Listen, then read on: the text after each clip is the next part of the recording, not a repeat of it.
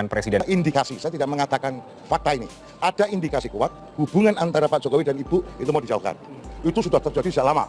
Ini pengulangan, ini replay lagi ini. Ini tak kasih tahu kau. Ini tak kasih bocoran ini kata-kata Ibu Ketua Umum. Ini ngomong.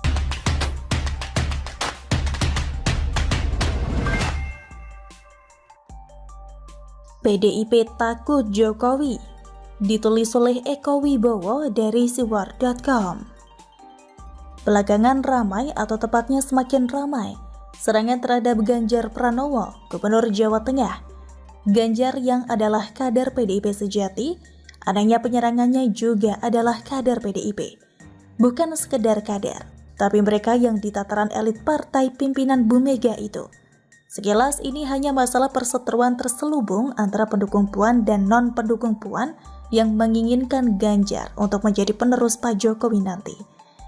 Hanya perseteruan persaingan memperebutkan pengaruh tentang siapa yang akan diusahakan untuk memperoleh rekomendasi yang menjadi kekuatan penuh dari Bu Mega sebagai Capres 2024. Padahal kalau sekedar dianggap bahwa Ganjar selama menjabat Gubernur Jawa Tengah miskin prestasi, tidak bekerja dan sibuk pencitraan, bukankah secara kepartaian PDIP punya fraksi di DPRD Jawa Tengah sebagai kepanjangan tangannya? Kalau memang setiap tuduhan stigma negatif kepada Ganjar itu adalah nyata, kenapa bukan PDIP level Jawa Tengah yang komplain, yang bersuara, kenapa justru elit partai pusat yang vokalnya lebay? Bisa saja karena yang dianggap kepentingan tersembunyi dari Ganjar itu adalah soal politik nasional, sehingga harus orang partai level pusat yang turun tangan dan turun mulut untuk menghajar Ganjar. Atau karena begitu besarnya pengaruh dan tenaga yang dimiliki Ganjar hingga diperlukan kekuatan yang sama besar untuk membendungnya. Ganjar diakui atau tidak, di barisan pendukung Pak Jokowi adalah nama yang paling santer dibicarakan terkait dengan capres-cawapresan. Ganjar saja yang dapat mengimbangi nama-nama dari pihak yang selama ini diasosiasikan berlawanan dengan Pak Jokowi. Dalam hal ini adalah Prabowo dan Anies. Benar bahwa Prabowo, Ganjar, dan Anies selalu bergantian mengisi 3 besar dalam sejumlah survei calon presiden 2024 mendatang. Ditambah dengan meskipun mungkin yang kita dukung ada di sini, ada di area Rakernas, yang menjadi pernyataan dari Presiden Jokowi adalah Rakernas Relawan Pro Jokowi atau Projo di Magelang, Jawa Tengah, Sabtu 21 Mei lalu, membuat antipati terhadap Ganjar semakin membesar. Kekhawatiran pada akan semakin membesarnya Ganjar menjadikan elit PDIP semakin membabi buta. PDIP pantas takut atau setidaknya pantas khawatir. Sebagai partai pemenang, mereka pantas khawatir bila rekomendasi Jokowi akan lebih sakti dibandingkan dengan rekomendasi partai. Pilihan Pak Jokowi juga terasa wajar. Pak Jokowi harus memastikan bahwa setelahnya, semua yang telah dimulainya akan diselesaikan. Pak Jokowi agaknya hanya akan percaya pada dirinya sendiri kali ini. Pelajaran berharga dari kasus korupsi Bansos Menteri Sosial Juliari Batubara pada 2020, di saat Indonesia sedang berjuang mati-matian menghadapi pandemi, menjadi pengingat bahwa tidak selamanya pihak yang ada di dekatnya tidak akan mencoreng mukanya. Bagaimana menurut Anda?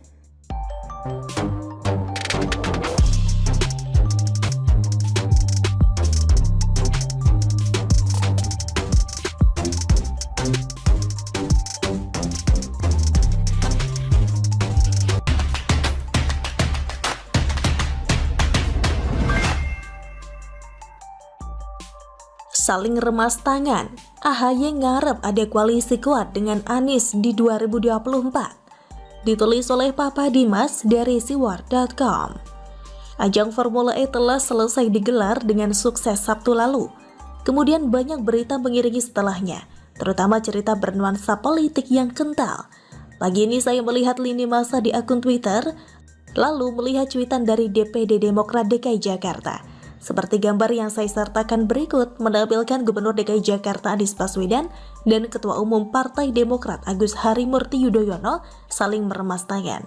Mesra banget ya. Captionnya juga cukup lucu menurut saya, sebab selama ini belum pernah sekalipun kader Partai Demokrat yang keluar-keluar di media mendukung Formula E. Bahkan AHY sendiri juga belum sekalipun terlihat mendukung suksesnya Formula E semilitan Wiz Khalifa.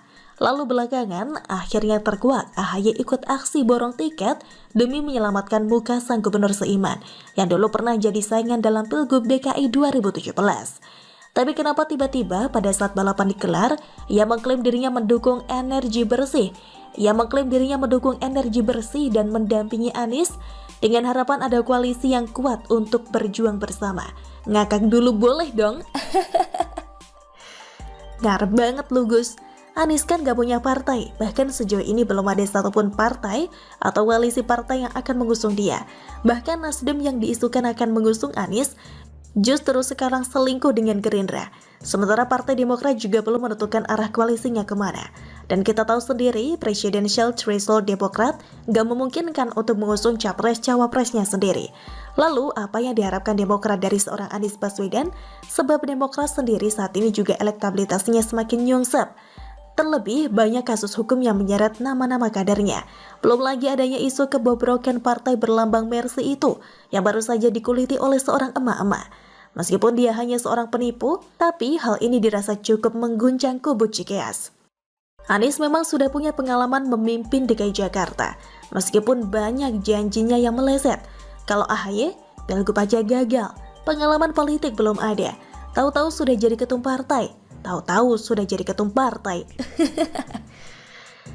Kalau cuma sekedar hadir dan nonton di sirkuit Formula E sambil borong tiket, saya rasa Zulhas lebih layak.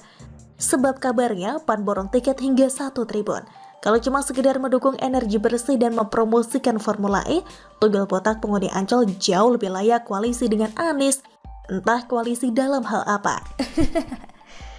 Kalau urusan saling remas tangan atau salaman atau lebih tepatnya salim, saya rasa Ahmad Saroni yang salim sambil nunduk layak diduetkan dengan Pak Jokowi. Setuju? Begitulah kura-kura. Bagaimana menurut Anda? Ditutup si melihat dari UMKM yang kemarin sempat kita post update ya, sekarang pagi ini mereka sudah seperti apa? Ada jualan apa aja ya kira-kira di sini? Gitu. Let's check. Panggung hiburan juga akan dihadirkan untuk memeriahkan event ini. Sebelumnya Gubernur Jakarta Anies Baswedan sempat menyebutkan sirkuit akan dipenuhi sebanyak 22.000 penonton.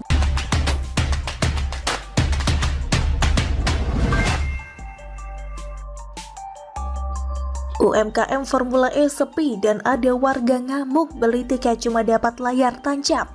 Ditulis oleh Syardi dari siwar.com. Ada sedikit sisa dan kisah seputar Formula E yang lucu dan ada juga yang agak memprihatinkan. Salah satunya adalah UMKM di acara Formula E yang katanya berjumlah 200. Kabarnya lapak UMKM gratis, tapi para pengusaha UMKM di lokasi event mengeluh sepi bisnis karena daya beli pengunjung yang rendah. Pemilik warung kopi Bang Anca mengatakan jumlah pengunjung yang mampir ke Tinden terbilang sepi.